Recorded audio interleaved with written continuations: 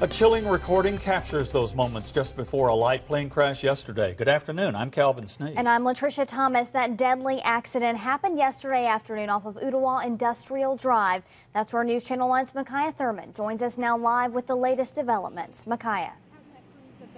Calvin, Latricia, I'm standing about 500 feet from where that crash happened. While the wreckage has been cleaned up, today the investigation began into what went wrong. Negative, sir. Negative. I have lost landing. The pilot of a small plane radioed an air traffic controller for help minutes before his plane crashed Wednesday afternoon. I'm going to need some help here. Getting down, need some assistance getting lined up for you.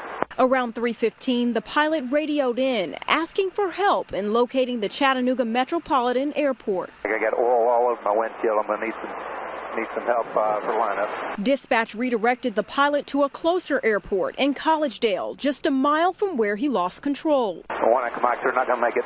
An air traffic controller scrambled to redirect the pilot. 4,700 feet runway distance. I can't see that either, sir. After one last effort, the pilot appeared to lose hope. One extra mic, looks like they're not going to make it. And that was the last thing the pilot said before the single-engine plane that came from a kit dove into the field. Today, investigators poured over the 500-square-foot scene off of Ooltewah Industrial Drive, hoping to find some sort of answer. We always want to look at everything from the man, the machine, and the environment, and the machine being the airplane. We want to know, was everything working fine? Was there something wrong with it? And looking at it as we examine it will kind of help us understand if there was any problems. NTSB investigators like Sean Etcher only respond to crashes that prove to be deadly. In this case, he says the experimental amateur Landcare 4P will have to go through extensive processing before any preliminary findings. Right now we're documenting the scene, taking measurements, looking at the aircraft, documenting where it came to rest, getting it ready for transport. The pilot has been identified as Don Edens of Lake City, Tennessee. Now, NTSB has taken that wreckage back to Nashville to be looked at. The FAA was also here, but they left around 1 p.m. Micaiah, what are the FAA and the NTSB's roles in this investigation?